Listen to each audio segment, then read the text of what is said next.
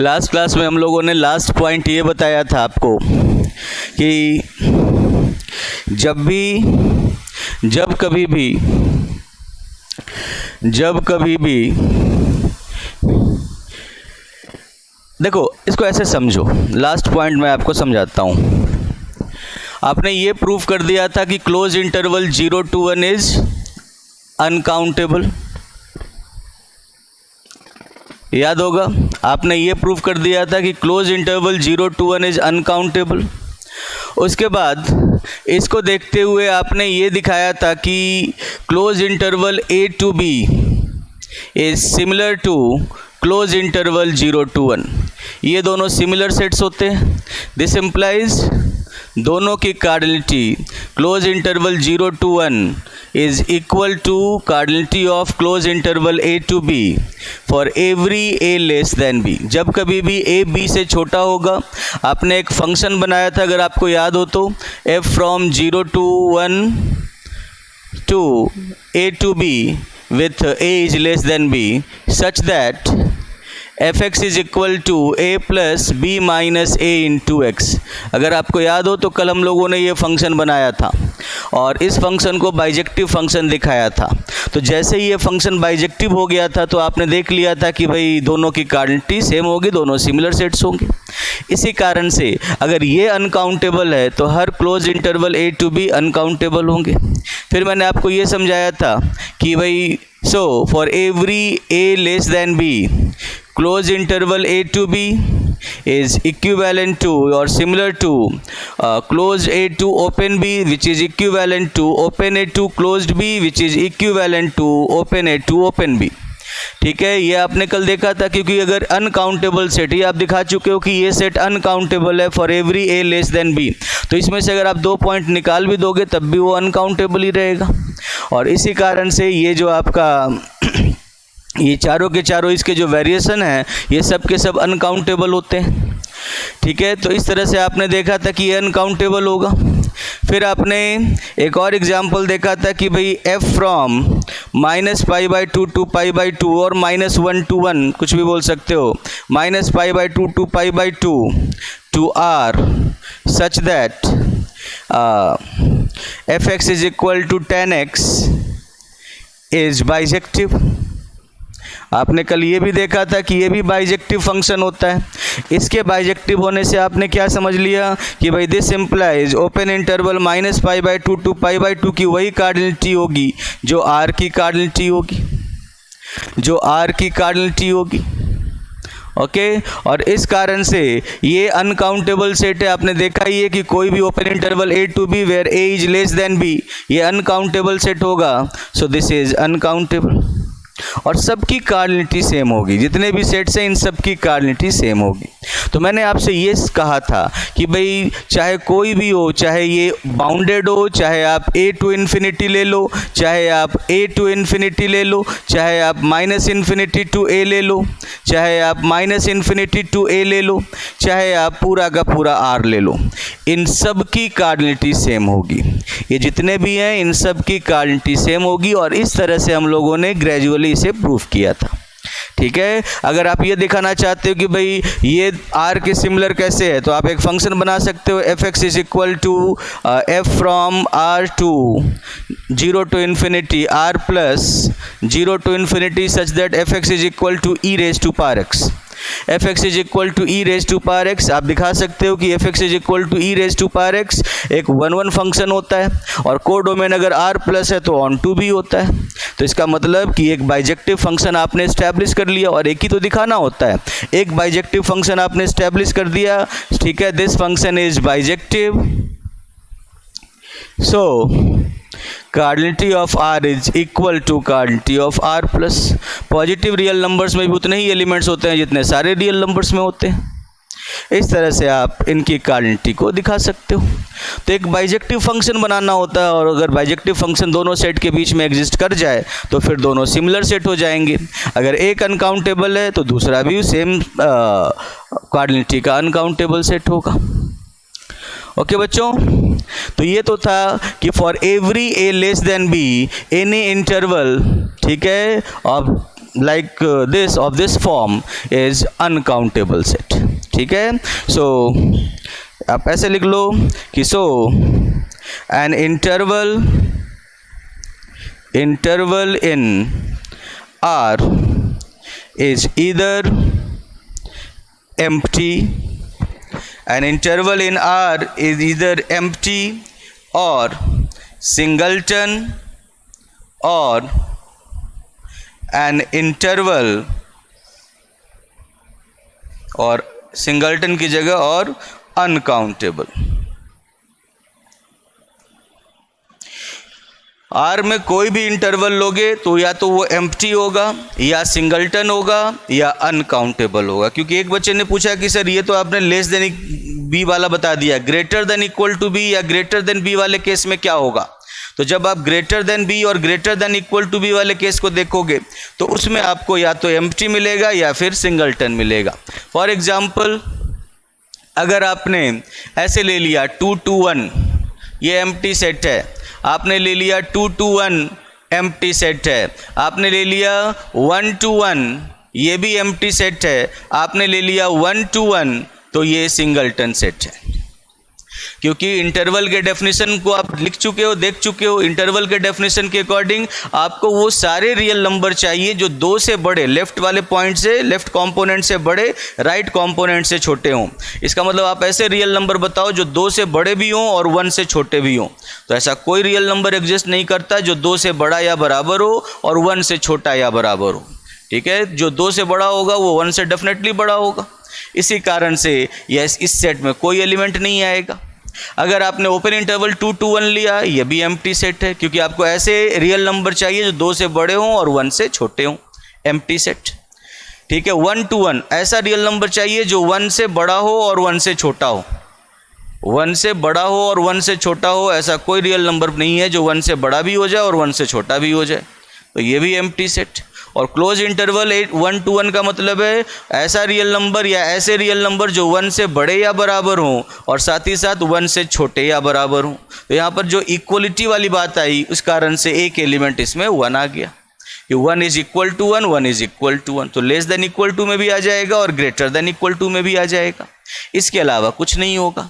तो जब भी ए बी से बड़ा हो या ए बी के बराबर हो तो उस केस में आपको ये मिलेगा। सो आप बोल सकते हो so if a is greater than b then close interval a to b is empty set, open interval a to b is empty set। if a is equal to b then close interval a to a या a to b equal ही है, a to b is singleton set और open interval a to b is empty set। Open interval a to b is empty set। Okay student, समझ गए last point?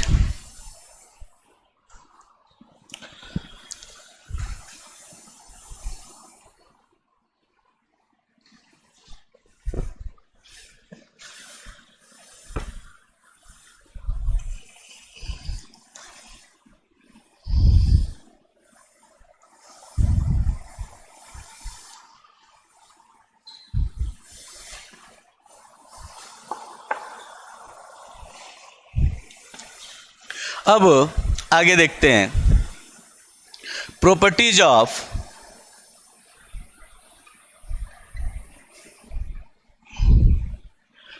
Countable and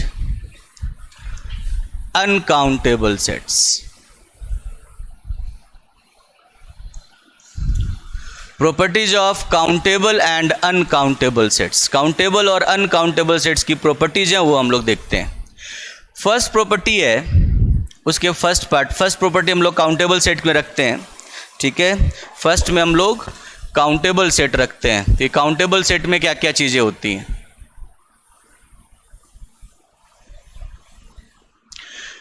first property है कि any subset of a countable set is countable. Countable set के सारे subset countable होते हैं। ठीक है, क्योंकि जो काउंटेबल नहीं होते वो अनकाउंटेबल होते हैं, और अनकाउंटेबल सेट की कार्डिनलिटी काउंटेबल सेट की कार्डिनलिटी से ज़्यादा होती है, ठीक है, और सबसेट की कार्डिनलिटी सेट की कार्डिनलिटी से कम होती है। तो अगर सेट काउंटेबल है तो सबसेट तो अनकाउंटेबल हो ही नहीं सकता, इसीलिए हर काउंटेबल सेट के सारे सबसेट काउंटेबल होते हैं, हर काउंटेबल सेट के सारे सबसेट काउंटेबल होते हैं, ठीक है, because cardinality of uncountable set is greater than cardinality of countable set always.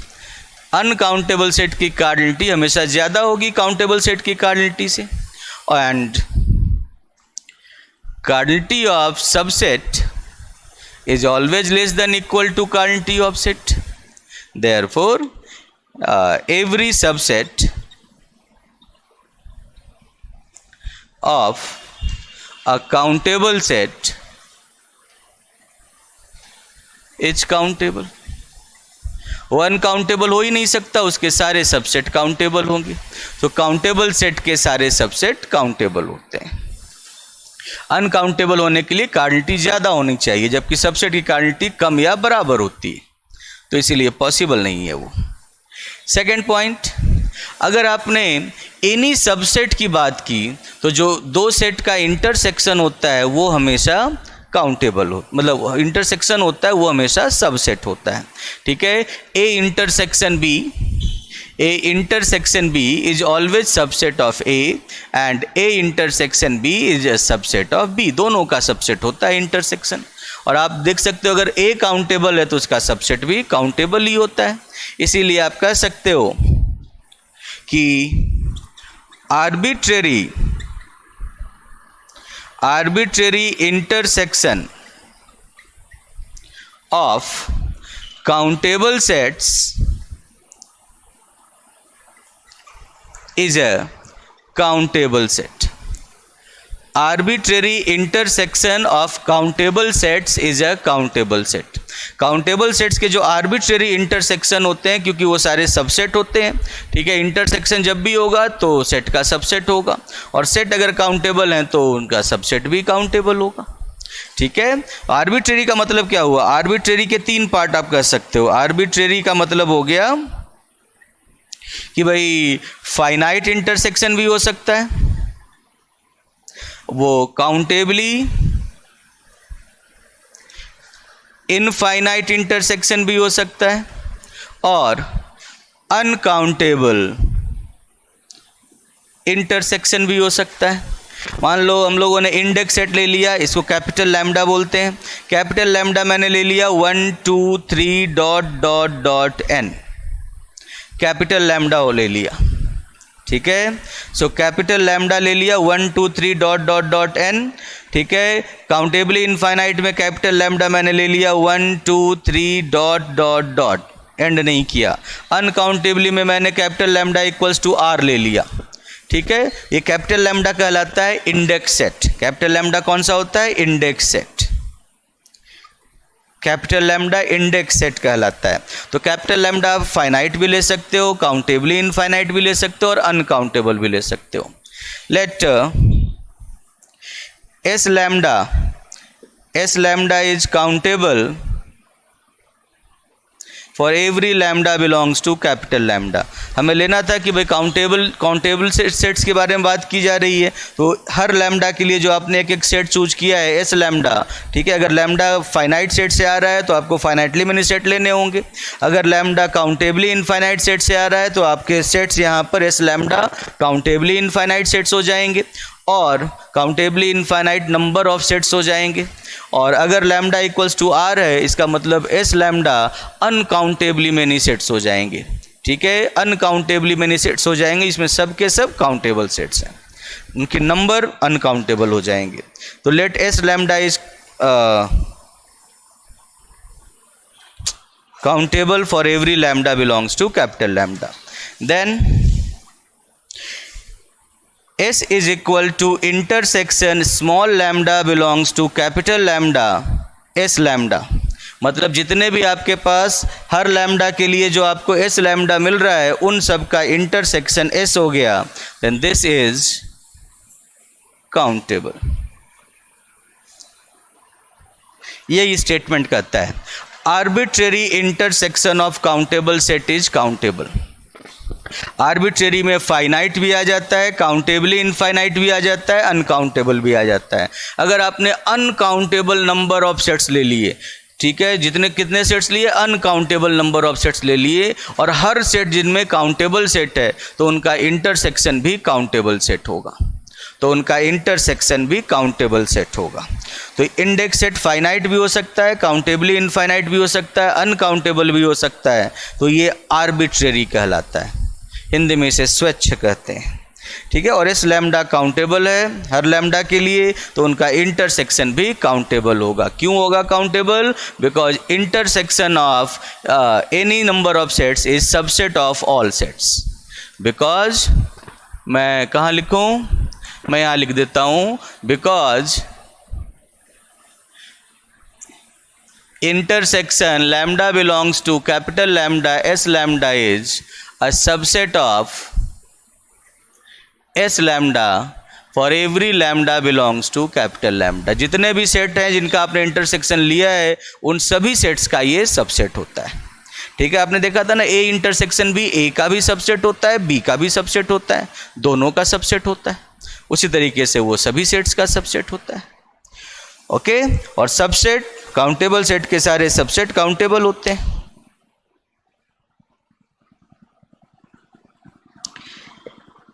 एक बच्चे ने पूछा index set question mark question mark question mark.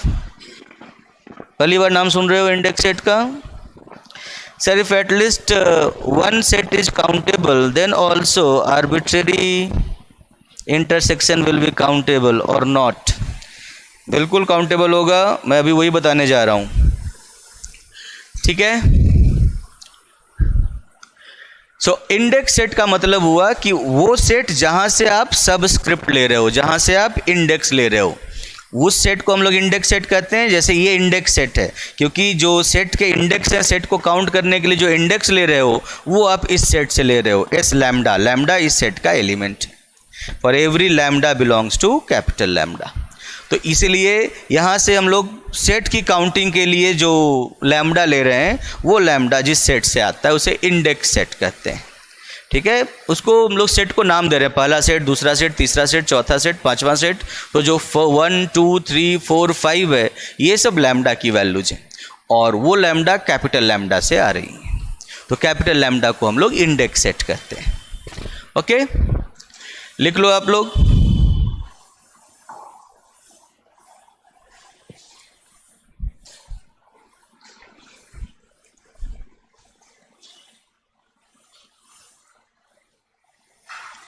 लिख लिया ना, मिटा दूं?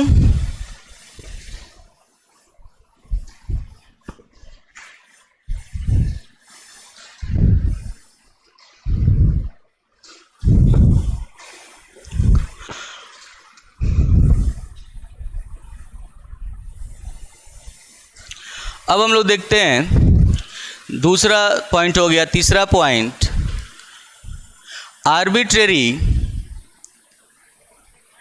arbitrary intersection of sets, arbitrary intersection of sets having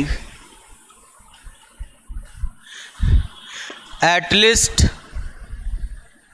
one countable set, at least one countable set is countable,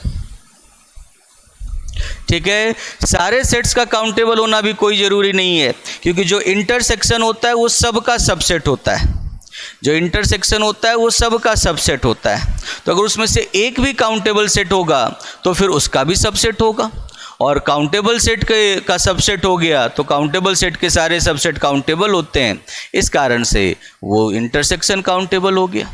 तो arbitrary intersection of countable set तो definitely countable होता है, but arbitrary intersection of sets जिसमें कम से कम एक set भी countable हो जाए तब भी उनका इंटरसेक्शन काउंटेबल होता है। सो अगला पॉइंट हो गया, arbitrary intersection of sets having at least one countable set is countable.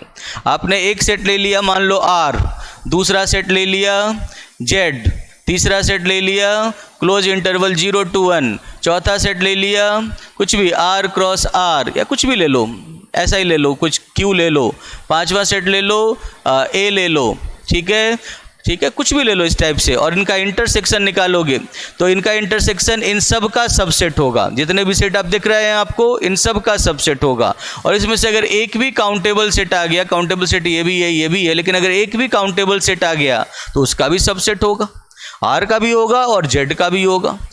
R uncountable, उसका सबसेट अनकाउंटेबल भी हो सकता है, काउंटेबल भी हो सकता है, कुछ भी हो सकता है, बट ये आपने पढ़ा है कि काउंटेबल सेट के सारे सबसेट काउंटेबल होते हैं, इसका मतलब Z का जो सबसेट बन गया वो तो काउंटेबल ही होगा।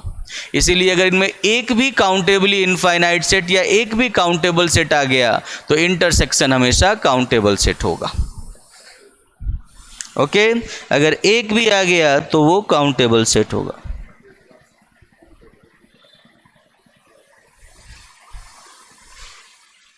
ओके बच्चों, मिटा दूं?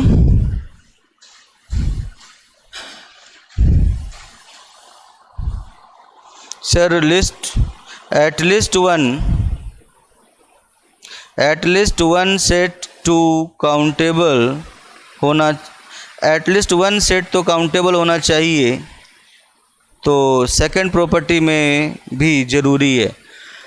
जब सारे हैं तो कम से कम एक होगा ही, मैं कहता हूँ सारे आ जाओ तो कम से कम तो एक आओगे ही ना, तो ज़रूरी है, मतलब सेकंड प्रॉपर्टी में भी बात सही है।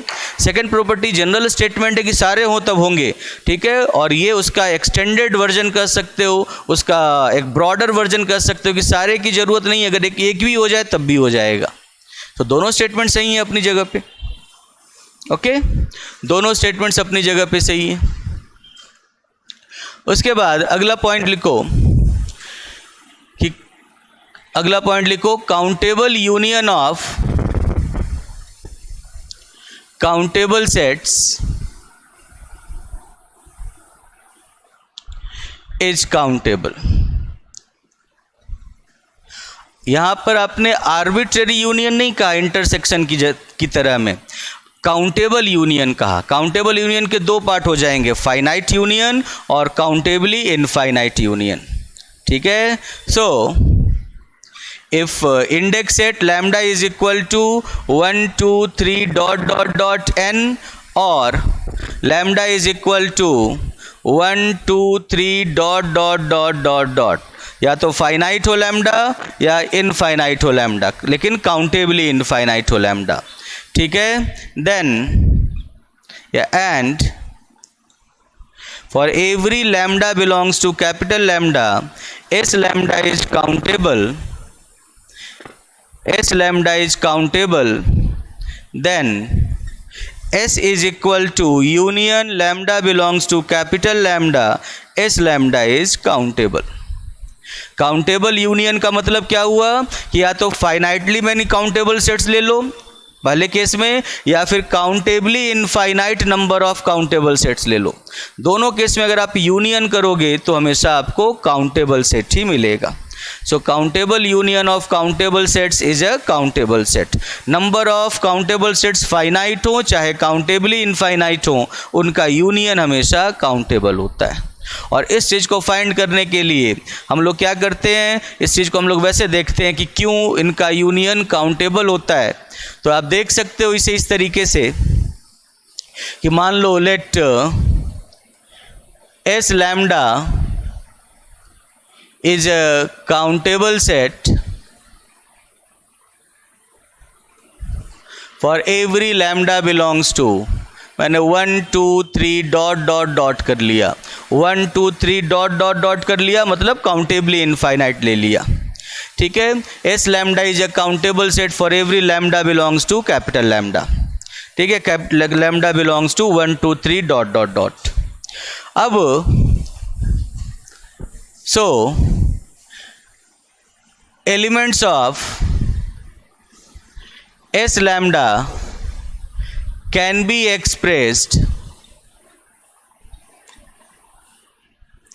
in a list as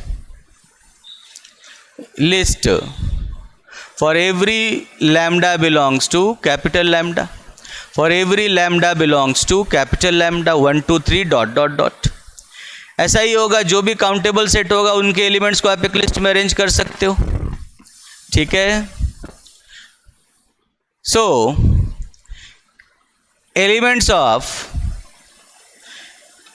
S is equal to union lambda belongs to capital lambda S lambda can be, yeah, will be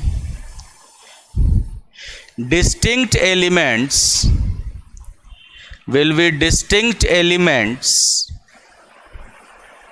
of, पहला कौन सा हो गया, तो S11, S12, S13, S14 dot dot dot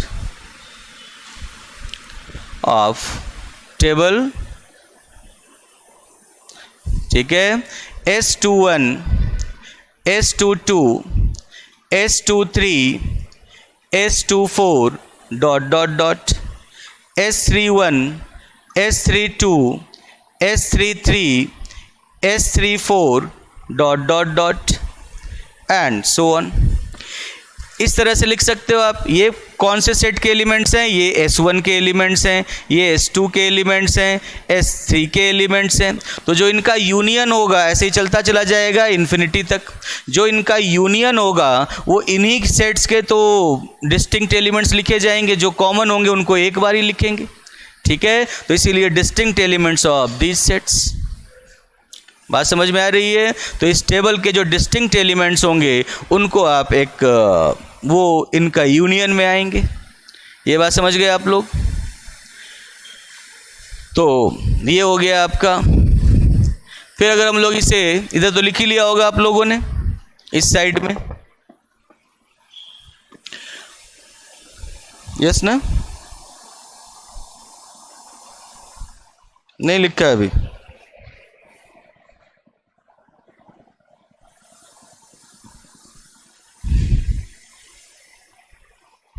done, okay. अब जैसे देखो, now elements of this table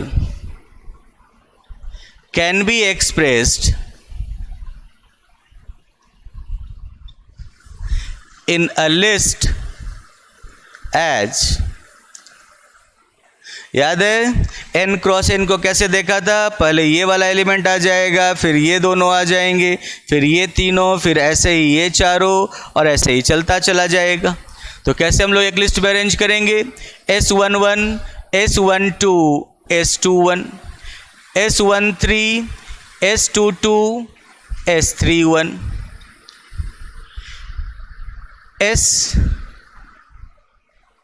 S14, S23, S32, S41 and dot dot dot. तो इस तरह से आप इस टेबल के सभी एलिमेंट्स को एक लिस्ट में अरेंज कर सकते हो.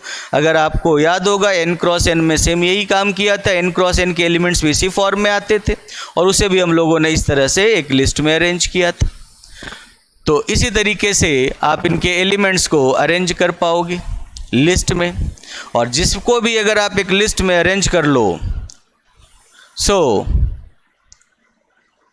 Elements of, yes, the set, so the set containing the elements of this table is a countably, is a countable set. This is a countable set, and hence S जो इनका union है, S is a countable set. भाई इस set में मान लो ये दोनों same ही value रखते हो तो एस में तो एक ही बार आएगा, तो एक एलिमेंट कम हो जाएगा। तो अगर ये काउंटेबल है और एस में इससे कम एलिमेंट अगर होते हैं तो वो डेफिनेटली काउंटेबल होगा। इसी कारण से एस भी एक काउंटेबल सेट होगा। तो ये सेट काउंटेबल है, इसीलिए एस भी एक काउंटेबल सेट होगा। समझ में आई बात ये बच्चों? अगर ये सेट काउंटेबल है तो एस भी एक काउंटेबल सेट होगा। तो इसीलिए countable union of countable sets is a countable set. आपने ये जो नंबर ऑफ सेट्स रखे ये काउंटेबली में नहीं रखे और हर सेट काउंटेबल था, तो इसी कारण से countable union of countable sets is a countable set. ठीक है, ये आपका थर्ड पॉइंट हो गया, नहीं ये आपका फोर्थ पॉइंट हो गया। फिफ्थ पॉइंट देख सकते हो आप, फिफ्थ पॉइंट देख सकते हो कि अनकाउंटेबल यूनियन ऑफ, अनकाउंटेबल का मतलब नंबर ऑफ सेट्स अब अनकाउंटेबल हो गए, uncountable union of countable sets need not be countable. Countable union of countable sets is definitely a countable set, but uncountable union of countable sets need not be countable. Uncountable union of countable sets का countable होना कोई ज़रूरी नहीं होता। क्यों नहीं होता जरूरी अनकाउंटेबल सेट का, uncountable union of countable set का काउंटेबल होना? आप इसे एग्जाम्पल से देख सकते हो। फॉर एग्जाम्पल, ठीक है, for every lambda belongs to R, R एक अनकाउंटेबल सेट है, इंडेक्स सेट इस बार आपने अनकाउंटेबल लिया। For every lambda belongs to R let S lambda is equal to lambda, singleton set is a singleton set, और singleton set तो countable होगा, every finite set is countable singleton set. But S is equal to union lambda belongs to R, S lambda is equal to union lambda belongs to R lambda, मतलब R में जितने भी lambda हैं उन सब का union, are में जितने भी लैम्डा हैं उन सब का यूनियन, तो क्या हो जाएगा? पूरा का पूरा आर ही हो जाएगा। This is an uncountable set.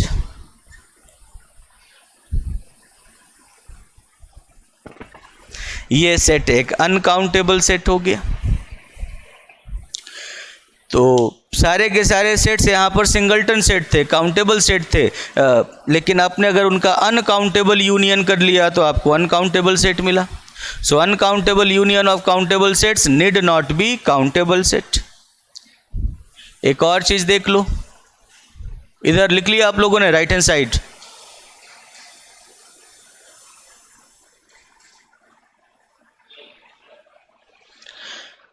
Right hand side लिख लो आप लोग, तो उधर मिटा देता हूं। एक बच्चे ने क्वेश्चन पूछा है, क्या इसमें एसएन नहीं फाइंड कर सकते हैं जो कि लिस्ट में ना हो? क्या इसमें एसएन नहीं फाइंड कर सकते हैं जो कि लिस्ट में ना हो? कैसे फाइंड करोगे? नहीं फाइंड कर सकते ना, कैसे फाइंड करोगे? इस लिस्ट में नहीं होने वाला कोई एलिमेंट बताओ, इस लिस्ट में ऐसा कोई एलिमेंट बताओ जो इसमें नहीं हो।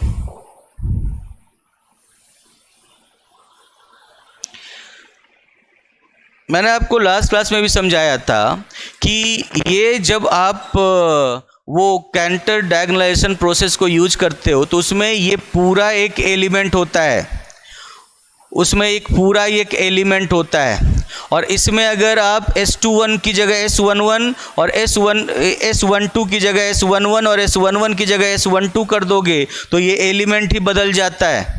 लेकिन यहाँ पर ये भी एक एलिमेंट है, ये भी एक एलिमेंट है, ये भी एक एलिमेंट है, यहाँ पर एलिमेंट ऐसे हैं, ये सब एलिमेंट हैं, जबकि वहाँ पर चाहे वो क्लोज इंटरवल 0 to 1 का एग्जाम्पल देखा था आपने या फिर बाइनरी सीक्वेंसेस का एग्जाम्पल देखा था, उसमें ये पूरा का पूरा एक ब्लॉक ही एक एलिमेंट होता था, उसमें ये पूरा ब्लॉक ही एक एलिमेंट होता था।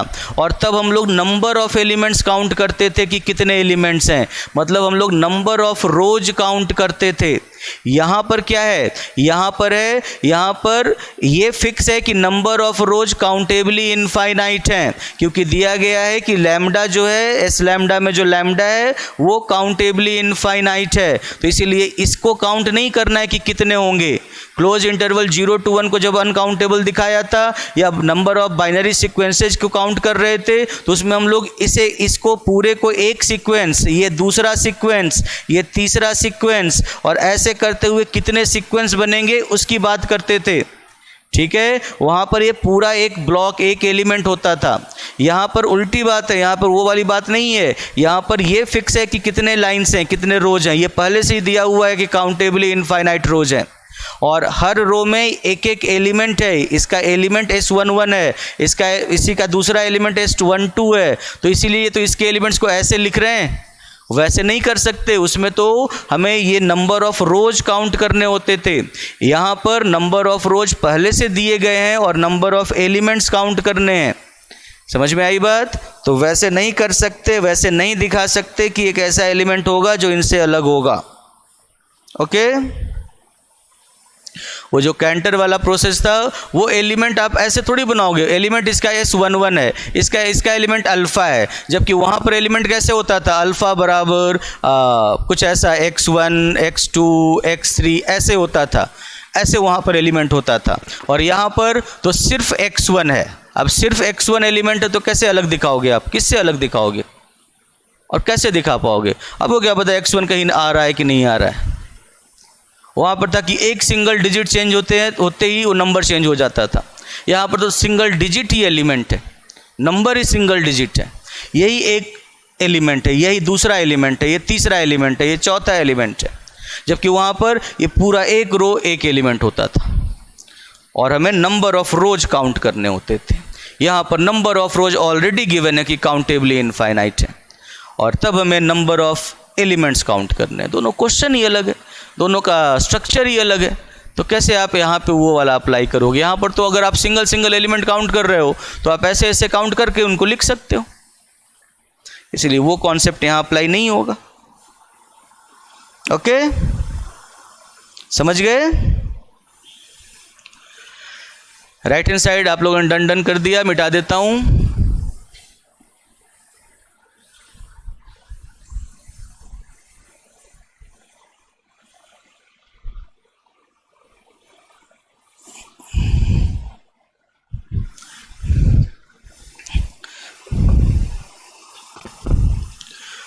ओके, अब अगले पॉइंट पे आते हैं। अच्छा, इसी का एक सेकंड पार्ट देख लो कि let lambda belongs to are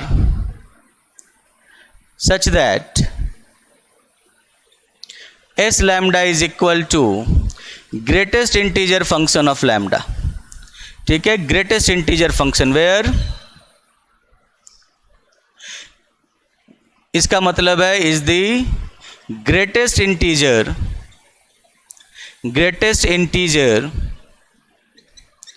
less than or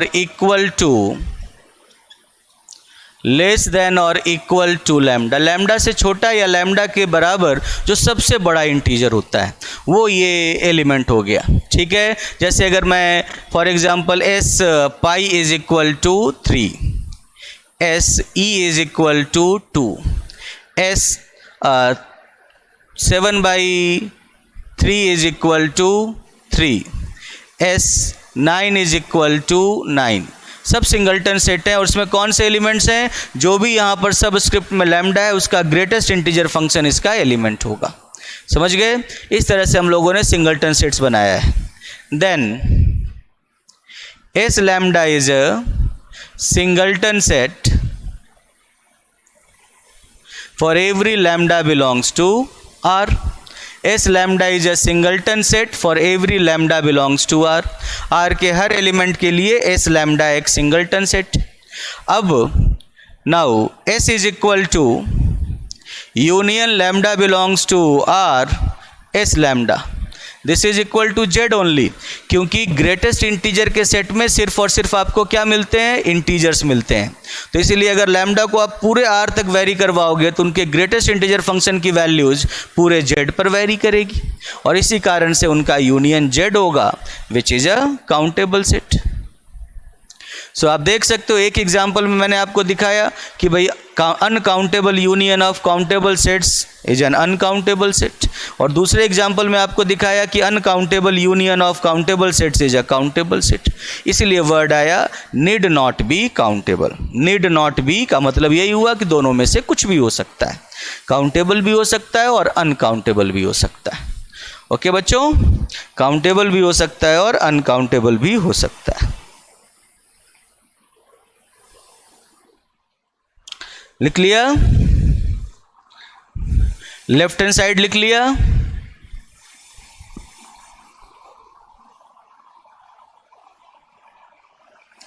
left hand side लिख लो।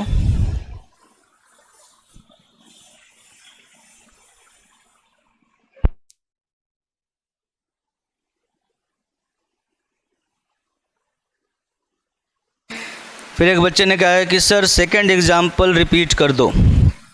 अच्छा, बाकी बच्चों ने तो डन सर कहा, बट एक बच्चे ने कहा सर सेकंड एग्जाम्पल रिपीट कर दो। आपने ग्रेटेस्ट इंटीजर फंक्शन का नाम सुना है? ग्रेटेस्ट इंटीजर फंक्शन का मतलब for every lambda belongs to 0 to 1 greatest integer of lambda is equal to 0। For every lambda belongs to 1 to 2 greatest integer of lambda is equal to 1।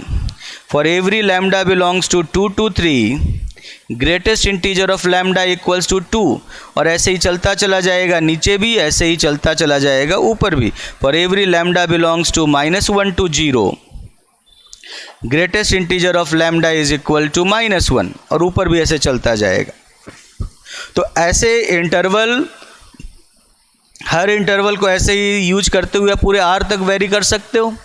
ठीक है, ये जो union n belongs to n या n belongs to z greatest integer function, sorry greatest नहीं, n to n+1 का जो आप interval लोगे ये तो r के बराबर होगा।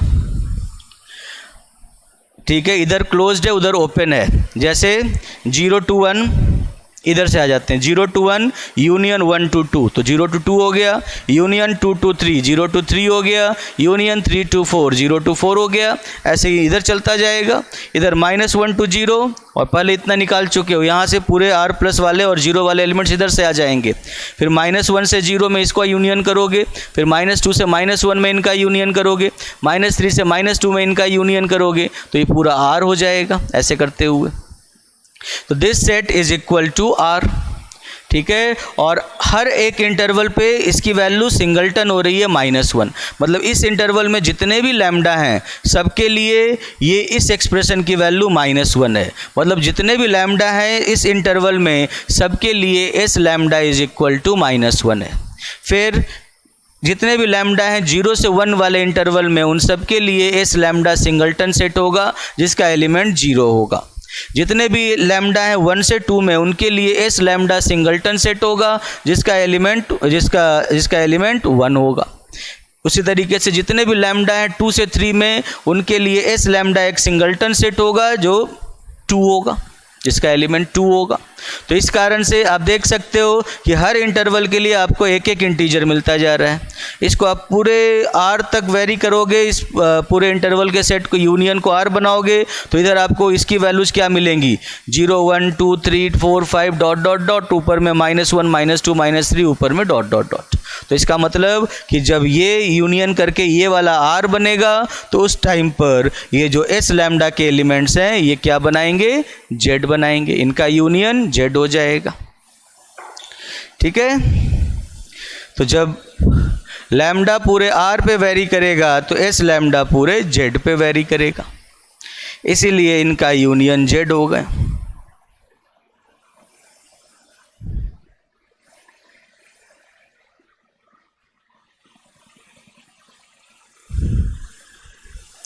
अच्छा, एक बच्चे ने कहा S7/3 = 2। अच्छा चलो ठीक है, 7/2 कर लो, अब तो 3 होगा।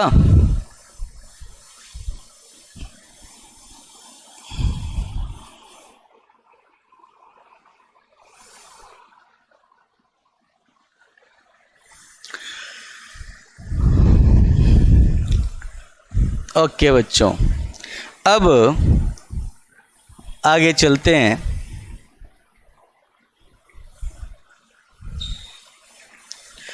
आगे बढ़ते हैं। इसके बाद हम लोगों ने 5 पॉइंट देख लिया था ना,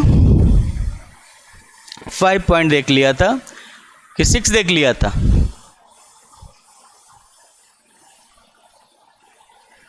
चलो अगला पॉइंट देख लेते हैं हम लोग। Next point is finite product of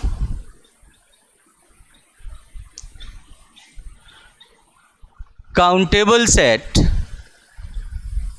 Finite product of countable sets is a countable set. Finite product, ठीक है?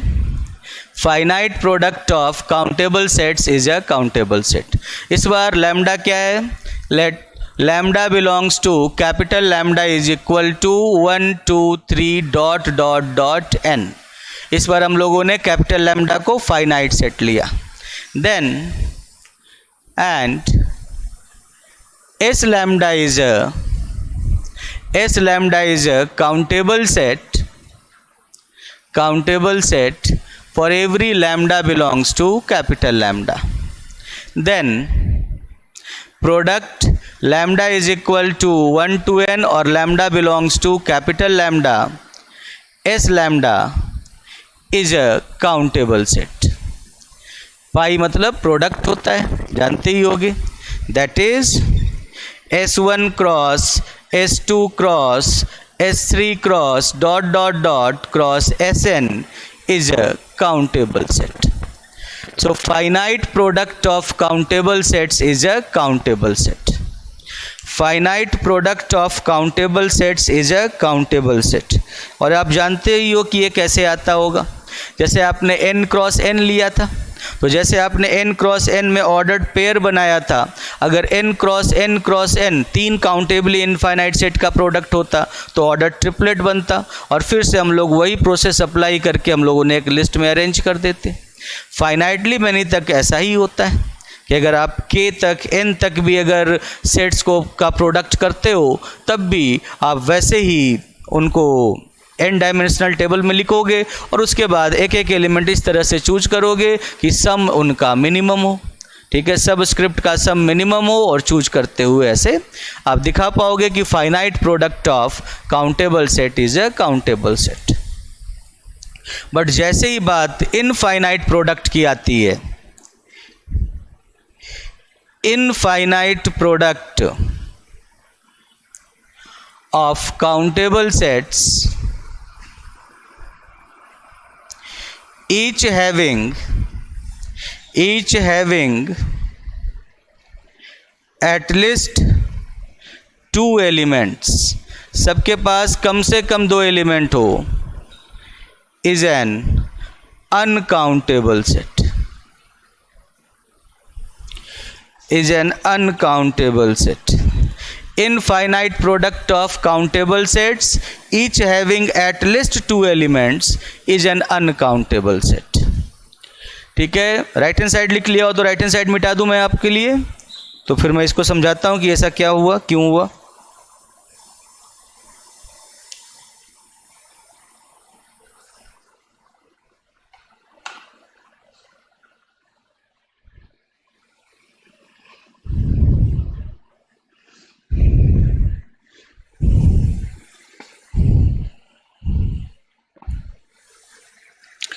आवाज़ क्लियर आ रही है बच्चों? आवाज़ में प्रॉब्लम है ऑडियो में और वीडियो में? किसी में कोई प्रॉब्लम? क्या आवाज़ फिर से कट कट के आ रही है? क्लियर है? ठीक है, no problem sir, very good very good.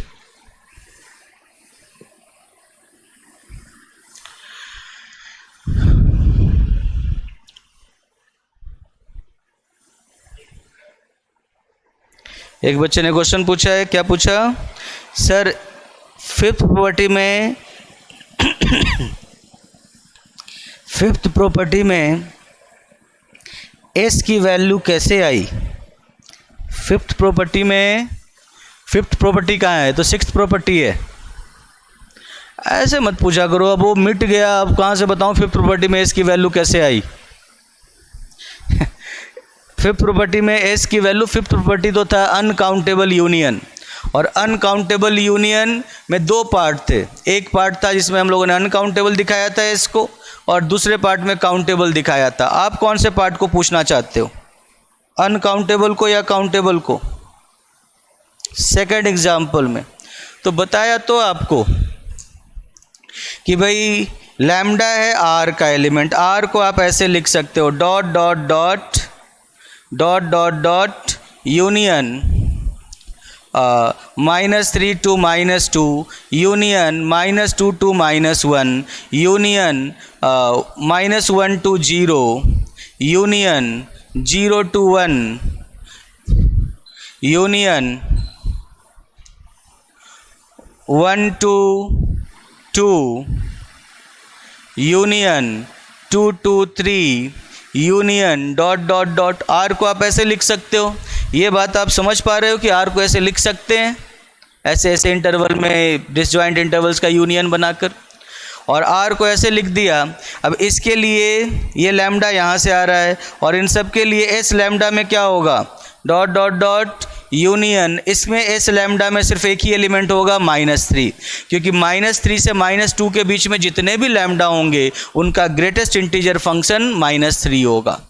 फिर यूनियन -2 से -1 में जितने भी लैम्डा होंगे उनका ग्रेटेस्ट इंटीजर फंक्शन -2 होगा। फिर यूनियन -1 से 0 में जितने भी लैम्डा होंगे उनके लिए एस लैम्डा क्या मिलेगा, -1। 0 से 1 में जितने भी लैम्डा होंगे उनके लिए एस लैम्डा सिंगल्टन सेट 0 होगा। 1 से 2 में जितने भी लैम्डा होंगे उनके लिए एस लैम्डा सिंगल्टन सेट 1 होगा। तो 2 से 3 में जितने भी लैम्डा होंगे उनके लिए एस लैम्डा 2 होगा। यूनियन डॉट डॉट डॉट, और एस क्या है, एस है union of S lambda. S क्या है, यूनियन ऑफ एस लैम्डा। तो आप देख लो कि भाई ये सब आपके एस लैम्डा हैं, dot dot dot -3 -2 -1 0 1 2 3 dot dot dot. अब बताओ इनका यूनियन क्या होगा, जेड ही होगा ना? नहीं, minus dot dot dot -3 -2 -1 0 1 2 3 dot dot dot, Z ही तो बनेगा, इसीलिए एस इक्वल्स टू जेड आया था। ओके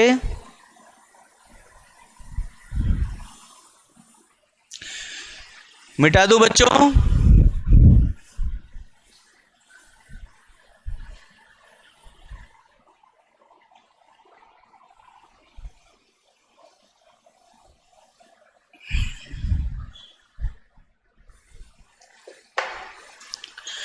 ओके ये तो हुआ infinite product of countable sets. देखो आपने मान लो सेट में आपने दो एलिमेंट्स लिख लिए, let S is equal to S is equal to alpha comma beta. Set में आपने दो एलिमेंट्स लिए, ठीक है। सेट में आपने दो एलिमेंट्स लिए तो एस क्रॉस एस में कैसे एलिमेंट्स होंगे, ऑर्डर्ड पेयर होंगे, A1 comma A2, where A1 और A2 दोनों एस के एलिमेंट्स हैं। ऐसा ही होता है ऑर्डर्ड पेयर। अगर ये काउंटेबल सेट है, एस क्रॉस एस भी काउंटेबल सेट होता है। एस क्रॉस एस भी ऑर्डर ट्रिपलेट हो गया। ये एक एलिमेंट हुआ, A1 A2 A3 belongs to S. या तो अल्फ़ा वैल्यू रखेंगे, इसकी इनकी वैल्यू अल्फ़ा होगी या बीटा होगी, एस में दो ही एलिमेंट है। ऐसे ही आपने अगर S cross dot dot dot cross S किया तब क्या होगा, क्रॉस एस किया तब क्या होगा, ये एन टपल हो जाएगा। A1 A2 कितनी बार, n टाइम्स। तो A1 A2 dot dot dot AN where each AI belongs to S। जितने भी AI हैं सब S के एलिमेंट्स हो गए, ये एक n टपल बन गया। समझ रहे हो? तो फाइनाइट जब तक है तब तक चलो n टपल भी बन गया। तो सबसे पहले आप क्या करोगे कि भाई इनके जो एलिमेंट्स आएंगे, इनके जो भी n टपल वाले एलिमेंट्स आएंगे उनके सब स्क्रिप्ट को जोड़ते हुए पहले सबसे छोटा सम लोगे। फिर उसके बाद उसका अगला सम, उसके अगले सम के लिए जितने एलिमेंट्स होंगे उनको लिख लोगे, फिर उनके अगले सम के लिए जितने एलिमेंट्स हैं उनको लिख लोगे, और ऐसे ही ये प्रोसेस आगे बढ़ाते जाओगे।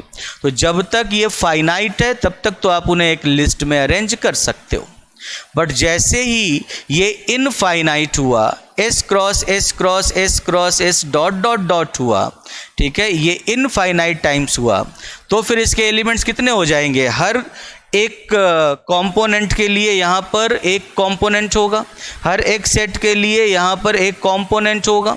तो इसके लिए इसके एलिमेंट्स कैसे हो जाएंगे, पहले के लिए मान लो A1, दूसरे के लिए A2, तीसरे के लिए A3, चौथे के लिए A4, लेकिन ये डॉट डॉट डॉट चलता जा रहा है। इसका मतलब कि क्या हो गया, इसका element S cross S cross S cross S cross S dot dot dot, इसका एलिमेंट एक सीक्वेंस बन गया ना, इसका एलिमेंट एक सीक्वेंस बन गया जो आगे जाकर ख़त्म नहीं हो रहा। और आपको याद होगा the set of all binary sequences, दो एलिमेंट भी रखे तब भी the set of all binary sequences is an uncountable set, याद होगा, कल ही हम लोगों ने प्रूफ किया था। So elements of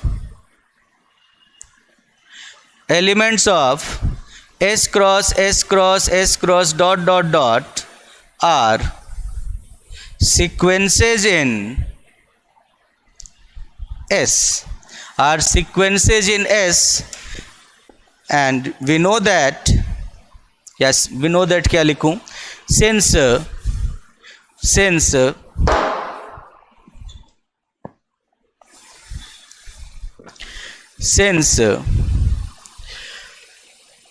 set of all binary sequences is an uncountable set, so ये एक set of all binary sequences is an uncountable set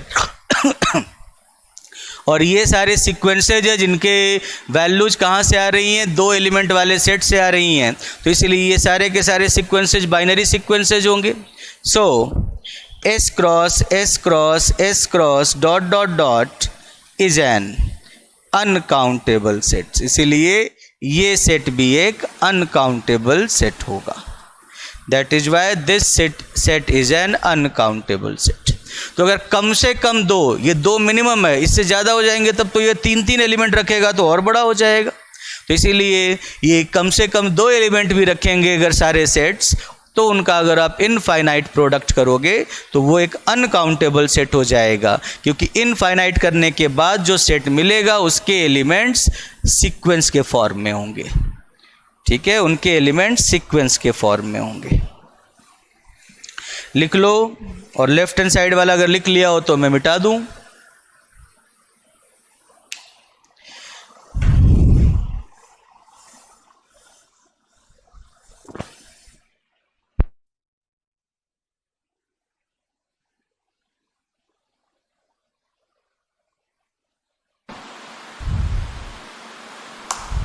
total done, very good.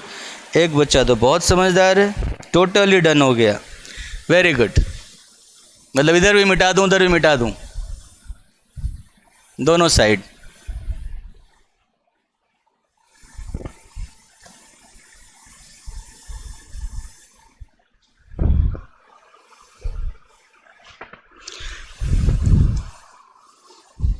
अच्छा, पहले इधर मिटाता हूं, इसके बाद उधर चला जाऊंगा और जाते ही मिटा दूंगा। ओके, तो इस तरह से आपने समझ लिया कि भाई अगर कम से कम दो एलिमेंट भी हर सेट में होंगे तो उनका इनफाइनाइट प्रोडक्ट अनकाउंटेबल सेट होगा। जब तक फाइनाइट प्रोडक्ट होगा तब तक काउंटेबल सेट होगा। अब अगर आपके पास सेट में एक एलिमेंट हो, if S is a singleton set, then S cross S में भी अल्फा कॉमा अल्फा ही होगा। क्यों? क्योंकि भाई इसमें से भी एक ही एलिमेंट, इसमें से आपको एलिमेंट लेना, इसमें से एलिमेंट लेना, इसके पास भी एक ही एलिमेंट है, इसके पास भी एक ही एलिमेंट है, तो ऑर्डर्ड पेयर भी एक ही बनेगा। आप S क्रॉस S करोगे तो ऑर्डर ट्रिपलेट, सबके पास अल्फा है तो ऑप्शन ही नहीं है दूसरे का। S क्रॉस S करोगे तो आपको अल्फा अल्फा अल्फा अल्फा मिलेगा। ठीक है, और S cross S cross S cross dot dot dot छोड़ दोगे तब भी आपको alpha alpha alpha dot dot dot मिलेगा। दो एलिमेंट भी हो जाएंगे तभी तो ऑप्शन बन जाएंगे, यहाँ तो कोई ऑप्शन ही नहीं, सबके पास सिंगल एलिमेंट है। तो अगर आप पहले को सेट का एक कंपोनेंट रखोगे अल्फा ही रखना पड़ेगा, दूसरे से भी अल्फा ही रखना पड़ेगा, तीसरे से भी अल्फा ही रखना पड़ेगा, और इस कारण से जो सीक्वेंस भी बनेगा वो constant sequence alpha alpha alpha बनेगा। सो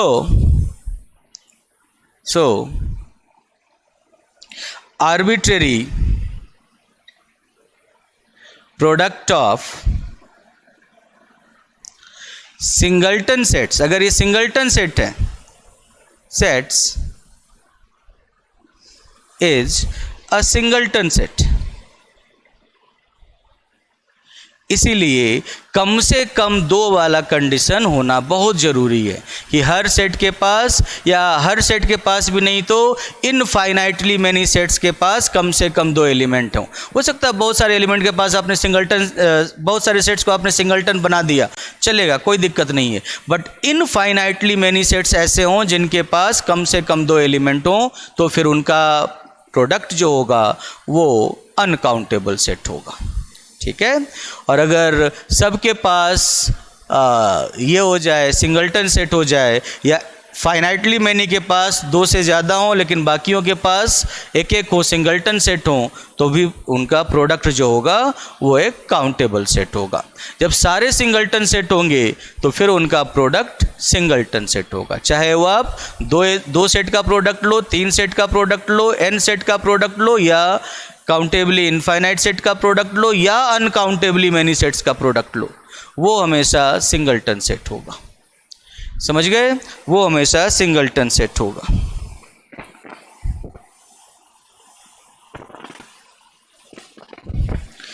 देखो, इसीलिए मैं कहता हूं, अब एक बच्चे ने क्वेश्चन पूछा, सर एटलीस्ट 2 एलिमेंट्स को 1 एलिमेंट से रिप्लेस कर दे तो, वो आपके पूछने से पहले मैंने बता दिया है ना,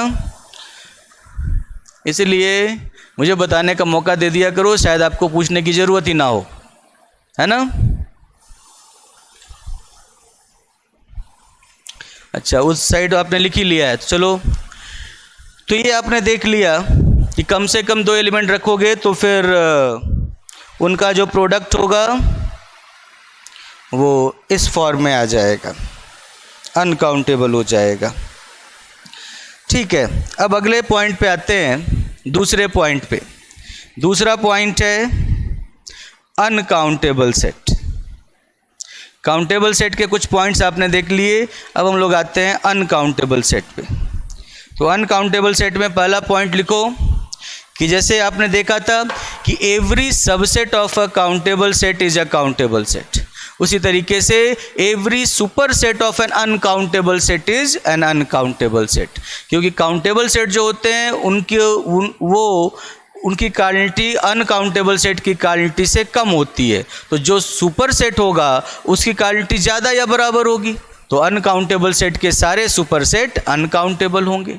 इसीलिए लिख सकते हो पहला पॉइंट कि एवरी सुपर सेट पता है ना, हिंदी में इसे अधिसमुच्चय कहते हैं। अगर ए बी का सबसेट है तो बी ए का सुपर सेट कहलाता है।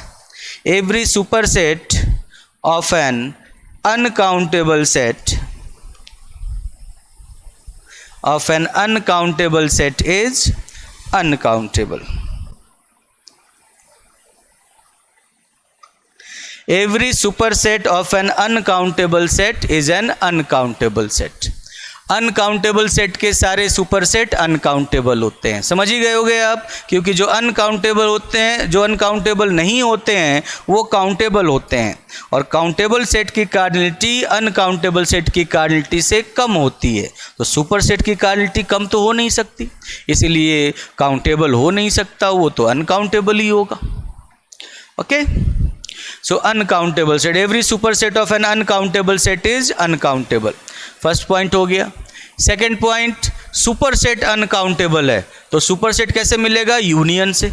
अगर ए यूनियन बी आप देखोगे तो ए यूनियन बी ए का भी सुपरसेट होता है और बी का भी सुपरसेट होता है, और अनकाउंटेबल सेट का सुपरसेट हमेशा अनकाउंटेबल होता है। इसलिए आप लिख सकते हो कि arbitrary arbitrary union of uncountable sets, arbitrary union of uncountable sets is an uncountable set. Arbitrary union of uncountable sets is an uncountable set. Okay, arbitrary union of uncountable sets is an uncountable set. Arbitrary मतलब finite union, countably infinite union और uncountably many uncountable sets का union, वो हमेशा uncountable होगा, क्योंकि जब भी union हुआ सुपर सेट हुआ. ठीक है, फिर जैसे आपने वहाँ लिखा था वैसे ही arbitrary union of sets having at least one uncountable set,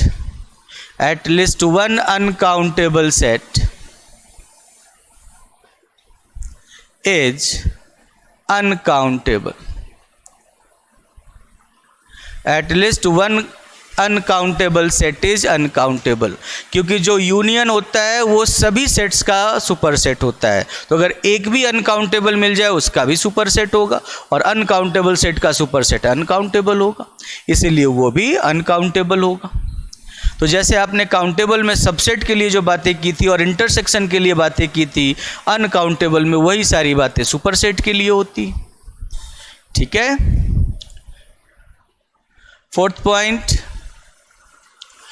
fourth point arbitrary union आपने देख लिया. इंटरसेक्शन तो कुछ भी हो सकता है. ठीक है, आर्बिट्रेरी इंटरसेक्शन, और आर्बिट्रेरी क्या दो का भी लोगे तब भी कुछ भी हो सकता है. So intersection of two uncountable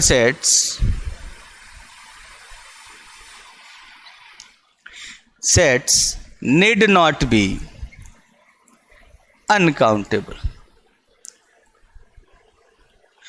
Intersection of two uncountable sets need not be uncountable.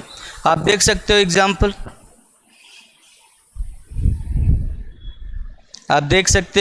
For example आप देख सकते हो कि भाई S इज इक्वल टू, आप ले लो एक बार में क्लोज इंटरवल 0 to 1, और T ले लो क्लोज इंटरवल 2 to 3, S ले लो close interval 0 to 1, and T ले लो क्लोज इंटरवल 1 to 3.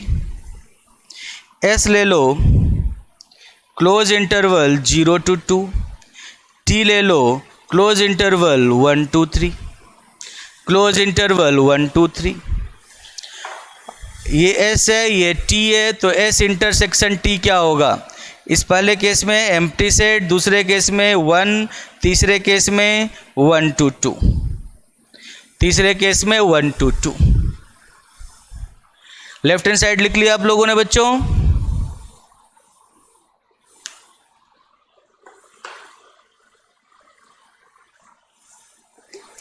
लिखो आप लोग. तब तक एक बच्चे ने क्वेश्चन पूछा, उसे देख लेते हैं. एक बच्चे ने क्वेश्चन पूछा है कि sir one set is singleton but other set have at least 2 elements, then infinite times product of sets countable or uncountable. तो ऐसे कि फाइनाइट नंबर ऑफ केसेस और इनफाइनाइट प्रोडक्ट, लिस्ट ही बना देता हूँ. केसेज और infinite product, finite number of times singleton and infinite number of times and infinite number of sets. ठीक है, sets having at least 2 elements. तो ये हो जाएगा अनकाउंटेबल, तो ये हो जाएगा uncountable. Infinite number of times singleton set and finite number of times finite number of sets having at least 2 elements।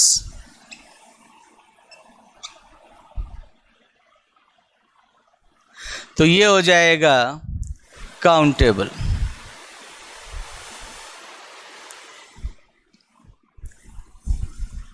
और तीसरा, infinite number of times singleton set and infinite number of times number of sets having at least 2 elements। ये हो जाएगा uncountable. और दोनों finite रहेंगे तब तो इनफाइनाइट प्रोडक्ट ही नहीं होगा, तब तो फाइनाइट प्रोडक्ट ही होगा। और finite product of countable sets is countable set, आप जानते ही हो। तो इसीलिए चाहे singleton set finite number of times आए, चाहे singleton set infinite number of times आए, अगर नंबर ऑफ सेट्स जिनके पास कम से कम 2 एलिमेंट हैं वो अगर इनफाइनाइट हैं तो उनका प्रोडक्ट हमेशा अनकाउंटेबल होगा। सिंगलटन सेट चाहे फाइनाइट टाइम्स आए या सिंगलटन सेट इनफाइनाइट टाइम्स आए, कोई फर्क नहीं पड़ता। ठीक है, ये जो अगर कम से कम 2 एलिमेंट्स रखने वाले सेट्स अगर फाइनाइट टाइम्स आ रहे हैं तब तो फिर ये काउंटेबल होगा, और कम से कम 2 एलिमेंट्स रखने वाले सेट्स अगर इनफाइनाइट टाइम्स आ रहे हैं तो फिर ये सेट, इनका जो इनफाइनाइट प्रोडक्ट होगा वो अनकाउंटेबल होगा। क्लियर हो गया?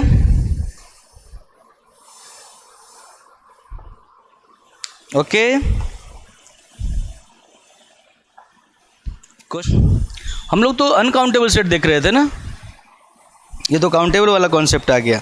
क्या देख लिया था हम लोगों ने? इंटरसेक्शन वाला देख लिया था। इंटरसेक्शन में एक और पार्ट देख लेते हैं। अगर आपने S इज इक्वल टू ले लिया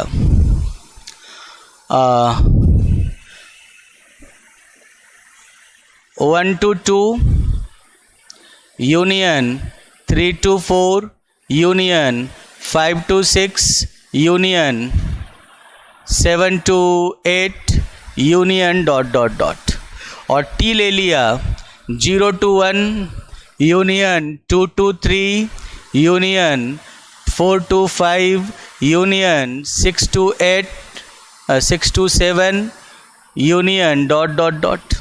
then S intersection T is equal to 1 2 3 4 5 6 7 8 dot dot dot.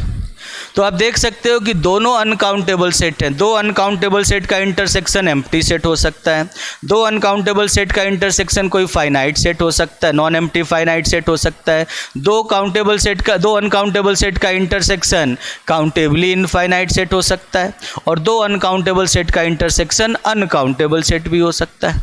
तो सारी पॉसिबिलिटीज हैं। So intersection of 2 uncountable set need not be uncountable, वो कुछ भी हो सकता है। ओके बच्चों, ये 4th पॉइंट था। पॉइंट का थोड़ा सा दिक्कत हो रहा है कि कौन सा पॉइंट था, चलो 4th ही मान लेते हैं। उसके बाद 5th पॉइंट हम लोग देखेंगे। तो 5th पॉइंट में क्या था? 5th पॉइंट में आप प्रोडक्ट की बात कर सकते हो, आपने यूनियन की बात कर ली, सेट की बात कर ली, सबसेट की बात कर ली, इंटरसेक्शन की बात कर ली, अब प्रोडक्ट की बात कर लेते हैं। तो जो खुद ही अनकाउंटेबल है उसका जब प्रोडक्ट करोगे तो अनकाउंटेबल ही होगा, है ना। सो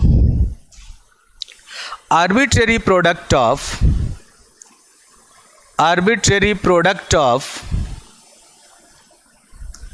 uncountable sets is an uncountable set। Arbitrary product मतलब दो अनकाउंटेबल सेट का प्रोडक्ट लो, चाहे काउंटेबली इनफाइनाइट अनकाउंटेबल सेट्स का प्रोडक्ट लो, चाहे अनकाउंटेबली मैनी अनकाउंटेबल सेट्स का प्रोडक्ट लो, जब अकेला ही वो अनकाउंटेबल है तो प्रोडक्ट लोगे तो वैसे ही अनकाउंटेबल रहेगा। ठीक है। In fact arbitrary product of sets having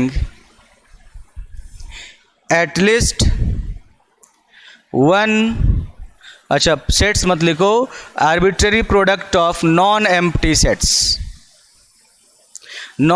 sets having at least one uncountable set is uncountable. अगर एक भी, सारे के सारे नॉन एम्प्टी हैं और एक भी अगर अनकाउंटेबल सेट आ गया तो उनका जो आर्बिट्रेरी प्रोडक्ट होगा वो भी अनकाउंटेबल होगा। बस नॉन एम्प्टी इसलिए कहा क्योंकि किसी भी सेट का अगर आप फाई के साथ क्रॉस कार्टेशियन प्रोडक्ट करोगे तो आपको फाई ही मिलेगा।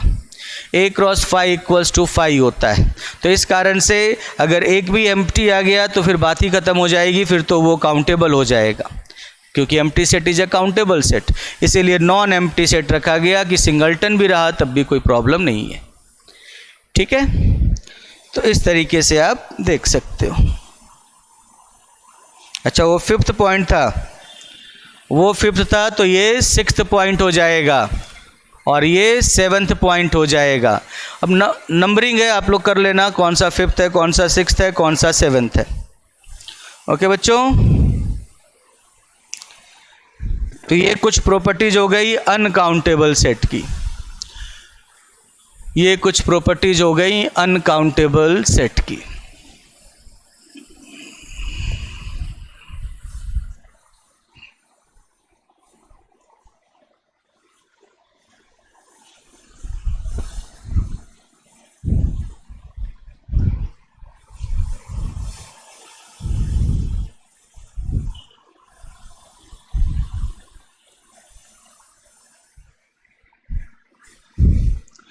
लिख लिया उस साइड, इस साइड तो इधर तो मिटा ही दिया। अब तीसरे पॉइंट पे आ जाते हैं, फाइनाइट सेट की प्रॉपर्टीज क्या क्या होती हैं। Properties of finite sets. तो फाइनाइट सेट्स में एवरी सबसेट ऑफ, सारी चीज़ें सेम ही हैं, every subset of a finite set is finite set. Finite set के सारे सबसेट फाइनाइट होते हैं और सबसेट फाइनाइट होने के कारण arbitrary intersection of finite sets is a finite set. Subset finite होने के कारण arbitrary intersection of finite sets is a finite set. Arbitrary intersection of finite sets is a finite set। ठीक है। In fact अगर एक भी सेट फाइनाइट हो जाए तो arbitrary intersection of sets having at least one finite set, having at least one finite set is a finite set. Arbitrary intersection of sets having at least one finite set is a finite set. उसके बाद जब union की बात करोगे तो finite union of finite sets is a finite set. Finite union of finite sets is a finite set. आप जानते हो कि भाई अगर एक सेट में m एलिमेंट्स हैं, दूसरे सेट में n एलिमेंट्स हैं, तो उनके यूनियन में at most m plus n elements होंगे. और वो एटमोस्ट इसलिए वो तब होगा जब दोनों सेट के इंटरसेक्शन में कुछ ना हो, तब जाकर उनमें उनके यूनियन में m प्लस n एलिमेंट्स होंगे. तो इसीलिए अगर सारे के सारे सेट्स फाइनाइट हैं, उनकी cardinality n1 n2 n3 nk हैं, तो उनके यूनियन में at most n1 plus n2 plus dot dot dot plus nk जो कि फाइनाइट नंबर है उतने एलिमेंट्स होंगे। तो इसीलिए finite union of finite sets is a finite set. Okay, but infinite union of finite sets need not be a finite set. Infinite union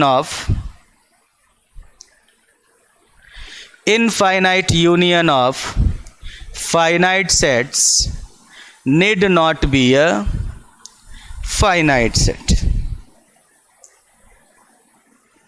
Infinite union of finite sets need not be a finite set.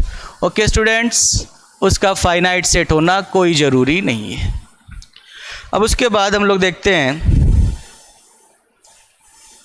आप इसमें देख सकते हो भाई, एक example आप ऐसे देख लो कि भाई सारे के सारे सिंगल्टन सेट हैं, सारे के सारे सिंगल्टन सेट हैं, और इस बार आप क्या लिखोगे,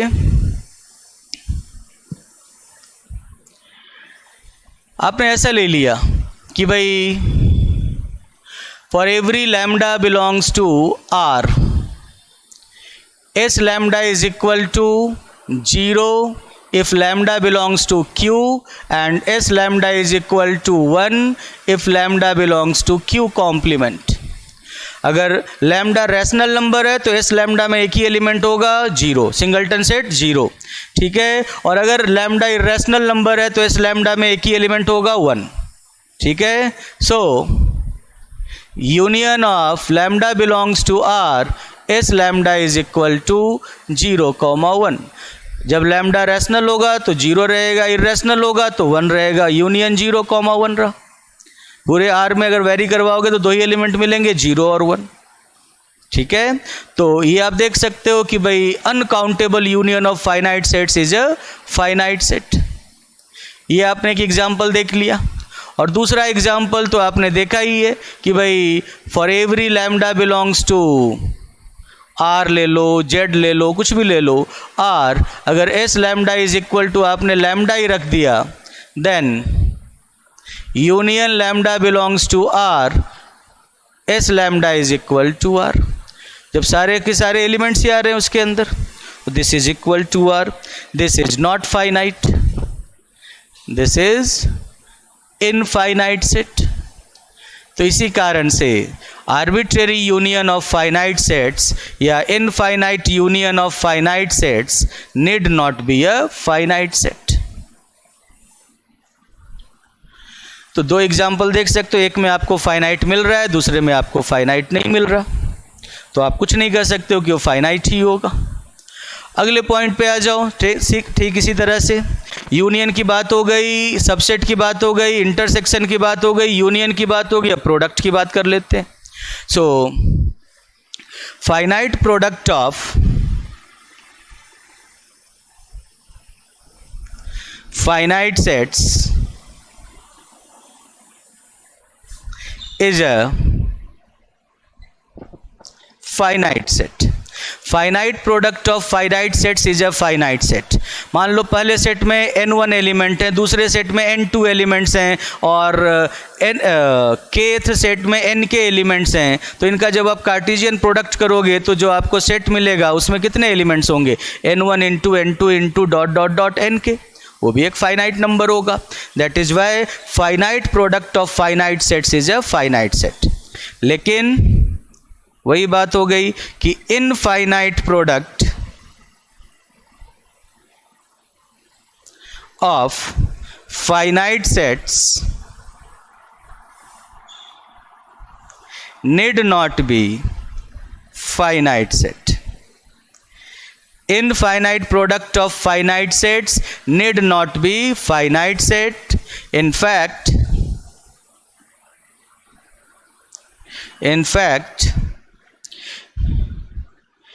infinite product of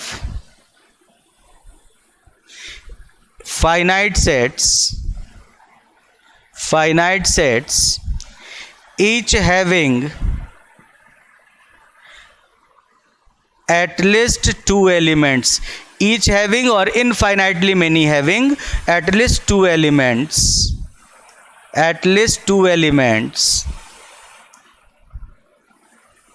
each having at least two elements is an infinite set. infinite भी क्या, uncountable होता है, is an infinite set. तो इसीलिए infinite product of finite sets need not be a finite set. Infinite product of finite set finite कब होगा, जब infinitely many sets ऐसे हैं जो सिंगलटन है और फाइनाइटली मेनी ऐसे हैं जिसमें दो या दो से ज़्यादा एलिमेंट हैं. तो आप उनका प्रोडक्ट करोगे तो आपको रिजल्ट एक फाइनाइट सेट मिलेगा. लेकिन अगर इनफाइनाइटली मेनी सेट्स ऐसे हो जाए जिनके पास कम से कम दो एलिमेंट्स हैं तो उनका प्रोडक्ट अनकाउंटेबल सेट होता है. ओके बच्चों, तो ये हुआ फाइनाइट सेट की प्रॉपर्टीज. ये हुई फाइनाइट सेट की प्रॉपर्टीज. लिख लो आप लोग इसे. मैं देखता हूं किसी बच्चे ने कुछ पूछा हो तो. Okay,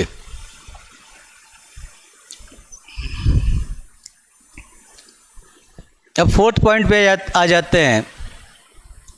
countably infinite sets.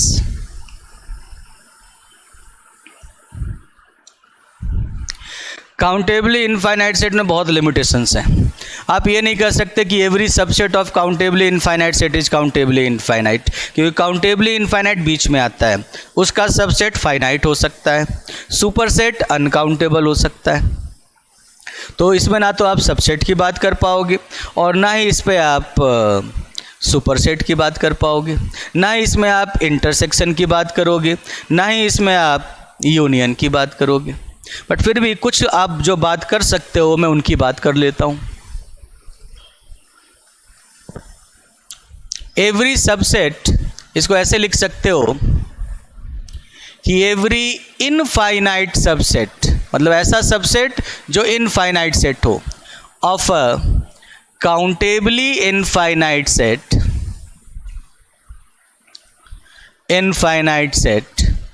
Is countably infinite. Countably infinite set के जो इनफाइनाइट सबसेट होते हैं, जैसे सेट ऑफ नेचुरल नंबर एक काउंटेबली इनफाइनाइट सेट है.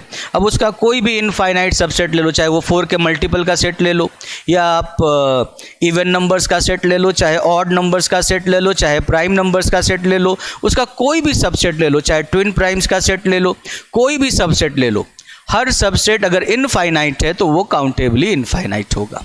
सो काउंटेबली इनफाइनाइट सेट के सारे इनफाइनाइट सबसेट्स काउंटेबली इनफाइनाइट होते हैं. ठीक है. Second point,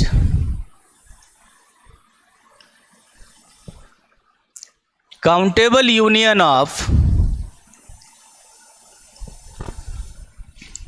countably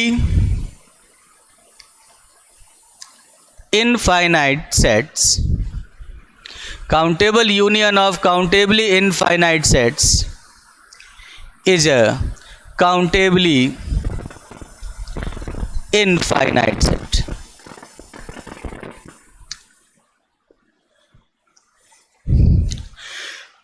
Finite product of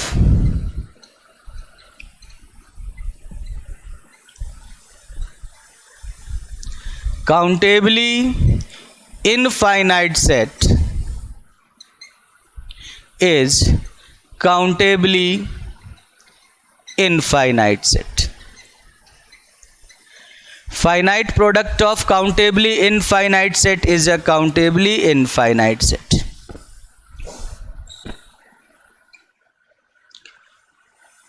और कहाँ से कोई प्रॉपर्टी आएगी? Infinite product of countably infinite set is uncountable set. ये कम से कम दो एलिमेंट क्या, सबके पास इनफाइनाइट एलिमेंट्स हैं. So infinite product of countably infinite sets is uncountable set. अगर इनका इनफाइनाइट प्रोडक्ट करोगे तो आपको अनकाउंटेबल सेट मिलेगा. तो इस तरीके से आप यहाँ पर कुछ प्रॉपर्टीज इनकी है, कमी है, देख पाओगे. इंटरसेक्शन के बारे में कुछ कह नहीं सकते, यूनियन के बारे में कुछ कह नहीं सकते, ठीक है। सबसेट इनफाइनाइट है तो काउंटेबली इनफाइनाइट होगा, सुपरसेट काउंटेबली इनफाइनाइट भी हो सकता है, अनकाउंटेबल भी हो सकता है। तो इसी कारण से आप यही कुछ पॉइंट्स बोल पाओगे इनके बारे में। ओके बच्चों, लिख लो।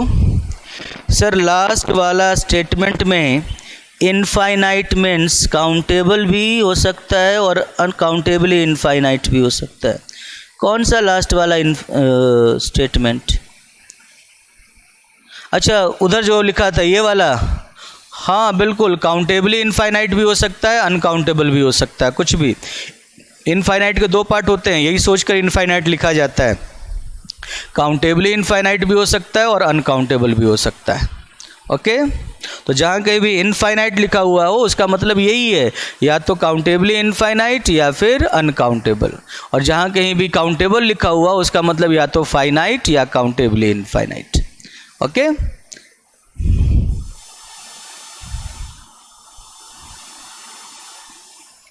ओके बच्चों, तो लिख लिया आप लोगों ने। अब ये प्रॉपर्टीज यहाँ पर खत्म हो गई, मिटा दो इन सबको। सारी प्रॉपर्टीज समझ में आ गई, countable set, uncountable set, finite set, countably infinite set, इन सब की प्रॉपर्टीज समझ में आ गई आपके।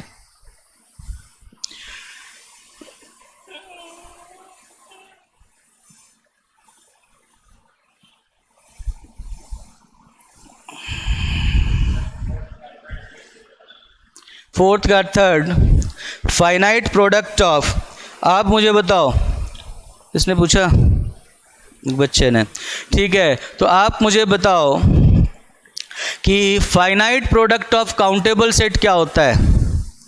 What is finite product of countable set? n cross n क्या होता है? काउंटेबल होता है। n क्रॉस n काउंटेबल होता है। फाइनाइट टाइम्स तक आप उनका प्रोडक्ट करोगे, काउंटेबल होता है। आपने लिखा था काउंटेबल सेट की प्रॉपर्टीज में। अब देखो, जितने भी काउंटेबली इनफाइनाइट सेट है सबके सब काउंटेबल सेट हैं, तो उनका जब आप फाइनाइट प्रोडक्ट करोगे तो आपको काउंटेबल सेट ही मिलना चाहिए। अब काउंटेबल सेट के दो ऑप्शन है, या तो फाइनाइट मिलना चाहिए या काउंटेबली इनफाइनाइट मिलना चाहिए। अगर आपके सारे सेट्स ही काउंटेबली इनफाइनाइट है तो उनका प्रोडक्ट फाइनाइट तो हो नहीं सकता, इसका मतलब उनका प्रोडक्ट भी क्या होगा? काउंटेबली इनफाइनाइट होगा। आई बात समझ में? So finite product of countably infinite set is countably infinite set. ऐसा इसीलिए हुआ क्योंकि finite product of countable set is countable set, हम लोग पहले देख चुके हैं, और काउंटेबली इनफाइनाइट भी काउंटेबल सेट होता है, तो इसलिए ये भी उस कंडीशन को होल्ड करेगा। तो इसीलिए आप बोल सकते हो finite product of countably infinite set is countable set. But countable set के जो दो पार्ट होते हैं उसमें फाइनाइट वाला पार्ट हम लोग एक्सक्लूड कर देंगे, क्योंकि जब सेट ही काउंटेबली इनफाइनाइट है तो उसके प्रोडक्ट में उससे कम एलिमेंट तो नहीं हो सकते ना, उसके प्रोडक्ट में उससे कम एलिमेंट तो नहीं हो सकते। ऐसा ही तो होता है, m1 cross n, m cross n ऐसे होता है। तो अगर एक ही में आपके पास काउंटेबली इनफाइनाइट है तो उनके प्रोडक्ट में फाइनाइट नहीं हो सकते, काउंटेबल होना ज़रूरी है, क्योंकि आप पहले देख चुके हो, इसका मतलब काउंटेबली इनफाइनाइट ही होंगे। ओके, इसीलिए काउंटेबली इनफाइनाइट ही होंगे। समझ गए? मिटा दूं बच्चों?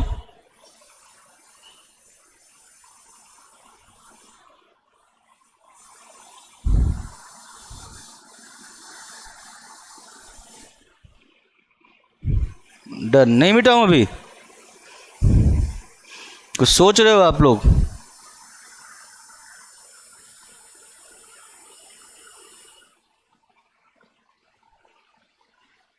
Done done done, very good.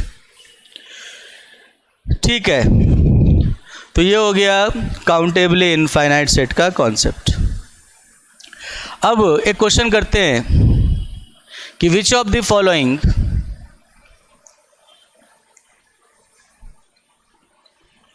Sets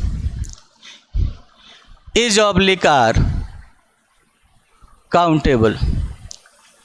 इनमें से कौन से सेट्स हैं जो काउंटेबल सेट्स हैं? पहला है union n is equal to 1 to infinity union k is equal to 1 to n sk। Countable where, ऐसे लिख लो, where each SK is countable set, each SK is countable set। पहला ये हो गया।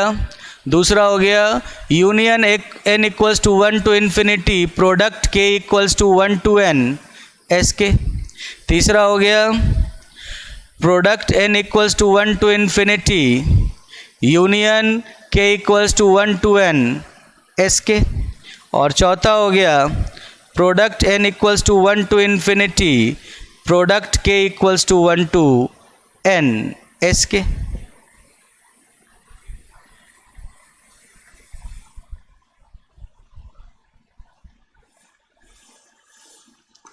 बताओ कौन से इसमें सेट्स होंगे जो काउंटेबल सेट्स होंगे?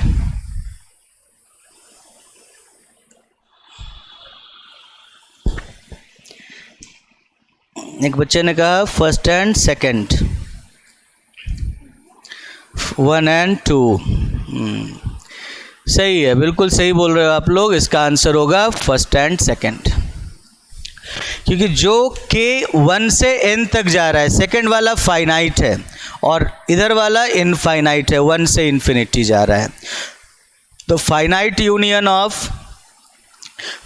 Union of countable set is countable set. तो ये जितने भी सेट होंगे, ये जो सेट हुआ ये काउंटेबल हो गया। और फिर काउंटेबल, ये काउंटेबली इनफाइनाइट ही है, 1 2 3 से लेकर इन्फिनिटी तक जा रहे हो। और then countable union of countable set is a countable set. So first is correct. Second times ये फाइनाइट प्रोडक्ट है, तो finite product of countable sets is a countable set. तो ये जब सेट काउंटेबल हो गया तो countable union of countable sets is a countable set. इस बार आपने फाइनाइट प्रोडक्ट किया, फाइनाइट यूनियन किया, तो finite union of countable set is a countable set, but infinite product of countable set need not be countable set. So infinite product of countable set need not be countable set. Third नहीं हो पाएगा। यहाँ पर finite product of countable set is a countable set, finite product of countable set is a countable set, तो ये भी countable है। लेकिन इस काउंटेबल सेट का जब आप इनफाइनाइट प्रोडक्ट करोगे तो फिर वो अनकाउंटेबल हो जाएगा या काउंटेबल नहीं रहेगा। हमेशा काउंटेबल हो ये कोई ज़रूरी नहीं है। तो इस तरीके से आप देख सकते हो, इस तरह से आप देख सकते हो कि first and second are necessarily true, ठीक है, but third and fourth are not necessarily true. Okay बच्चों, तो इसका आंसर फर्स्ट एंड सेकंड होगा।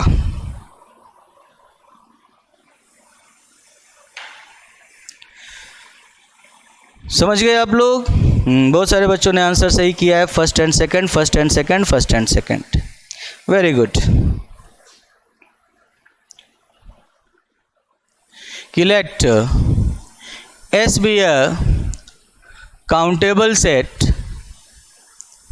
and T is an uncountable set, then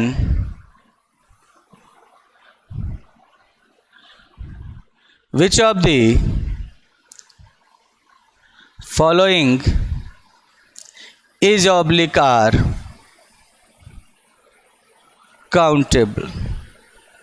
पहला s माइनस टी, दूसरा t माइनस s, तीसरा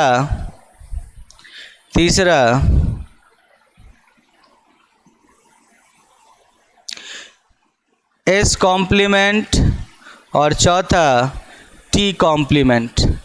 set in R, ऐसे लिख लो, in R। Then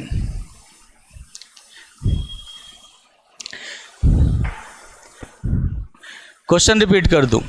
let S be a countable set and T is an uncountable set in R। S R में countable set है, T R में uncountable set है। Then which of the following is oblique are countable? S minus T, T minus S, S complement, T complement.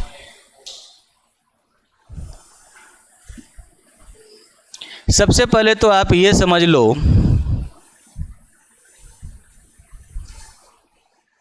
कि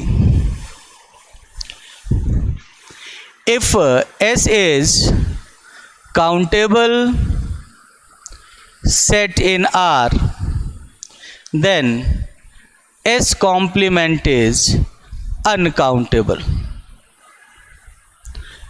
आपने देखा ही था Q और Q complement का एग्जाम्पल आपने देखा था कि अगर इन दोनों का यूनियन R के बराबर है, एक काउंटेबल है, दूसरा भी अगर काउंटेबल हो जाए, मान लो S कॉम्प्लीमेंट भी काउंटेबल हो जाए, तो इसका मतलब दो काउंटेबल सेट का यूनियन तो काउंटेबल होता है, तो फिर तो R को काउंटेबल होना पड़ेगा, बट R तो अनकाउंटेबल है, इसलिए S complement is always uncountable. तो जब भी R is equal to S union S complement कहा, और अगर ये तो काउंटेबल गिवन है, अगर ये भी काउंटेबल हो जाए तो फिर आपको प्रॉब्लम हो जाएगी, फिर आप नहीं कह पाओगे, फिर आप काउंटेबल यूनियन काउंटेबल करना पड़ेगा और आर को काउंटेबल कहना पड़ेगा, जो कि गलत है. ठीक है, तो इसी कारण से S complement must be uncountable set. रही बात टी की, if T is uncountable set in R, if T is uncountable set in R, then T complement need not be countable. Need not be countable. इस चीज़ का ध्यान रखना. वो for example T is equal to, जब आपने रखा T is equal to आपने रखा Q complement, then T complement is equal to Q. ठीक है, एंड जब आपने T इक्वल्स टू रखा 0 to infinity, then T complement equals to minus infinity to 0. तो आप देख सकते हो T अनकाउंटेबल सेट है दोनों केसेज में, बट इसका कॉम्प्लीमेंट काउंटेबल भी हो सकता है और अनकाउंटेबल भी हो सकता है. सो T कॉम्प्लीमेंट काउंटेबल भी हो सकता है और अनकाउंटेबल भी हो सकता है. काउंटेबल सेट का कॉम्प्लीमेंट R में हमेशा अनकाउंटेबल होगा, लेकिन अनकाउंटेबल सेट का कॉम्प्लीमेंट काउंटेबल भी हो सकता है और अनकाउंटेबल भी हो सकता है. ओके बच्चों, अब नाउ S माइनस टी की बात करें तो S minus T is equal to S intersection T complement, and जो भी इंटरसेक्शन होता है उनमें से एक भी अगर काउंटेबल हो जाए तो इंटरसेक्शन काउंटेबल होता है. सो S minus T is countable and T minus S is equal to T intersection S complement. T minus S is equal to T intersection S complement. अब T भी अनकाउंटेबल सेट है और S complement भी uncountable set है, तो T intersection S need not be countable. T intersection S need not be countable. For example, आप example देख सकते हो, जैसे T आपने ले लिया, अनकाउंटेबल सेट ले लिया, माइनस इन्फिनिटी टू जीरो, और S ले लिया. ठीक है, all such X belongs to Z, ठीक है, विच आर ग्रेटर देन और equal to minus 5, which are greater than और इक्वल टू माइनस 5. तो जब आप T माइनस S करोगे, जब आप T माइनस S करोगे, T माइनस S करोगे तो आपको क्या मिलेगा? T माइनस S करोगे तो आपको क्या मिलेगा? T माइनस S किया तो आपको मिला कि मतलब या ये थोड़ा सा अजीब सा हो जाएगा, इधर लिख दूं मैं उस side.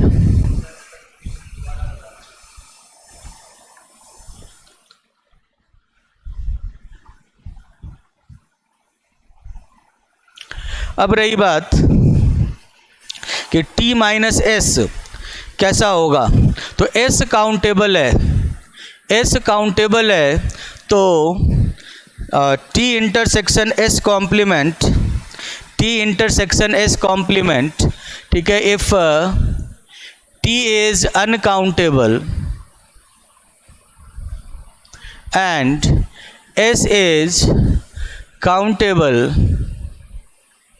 then T intersection S is always uncountable. Need not be countable बोलने से बेटर है कि आप इसको ऐसे बोल दो, क्योंकि आपके पास एक अनकाउंटेबल सेट है। अनकाउंटेबल सेट की क्वालिटी काउंटेबल सेट के कंपैरिजन में बहुत ज़्यादा होती है, ठीक है। और उसमें से आपने काउंटेबल सेट बाहर निकाल दिया तो भी वो अनकाउंटेबल ही रहता है। ये ऐसे समझ लो, एक समुद्र में से अगर आपने एक नदी का पानी भी बाहर निकाल दिया तब भी समुद्र में पानी कम होगा, ऐसा सोचना गलत है, ठीक है। तो अनकाउंटेबल सेट में से अगर आपने काउंटेबल सेट बाहर भी निकाल दिया, ठीक है, तब भी उनका जो डिफरेंस है वो हमेशा अनकाउंटेबल ही होता है। तो इसी कारण से ये काउंटेबल नहीं होगा, ये भी अनकाउंटेबल होगा।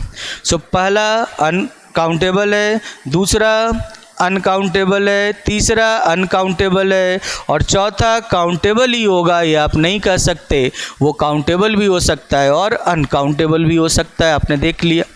इस कारण से इसका आंसर सिर्फ और सिर्फ फर्स्ट होगा। ओके बच्चों, तो आप लोग थोड़ी देर का ब्रेक ले लो, ठीक है, थोड़ी देर का ब्रेक ले लो, उसके बाद फिर हम लोग मिलते हैं। एब्स्ट्रैक्ट अलजेब्रा नंबर 3 पढ़ेंगे उसके बाद।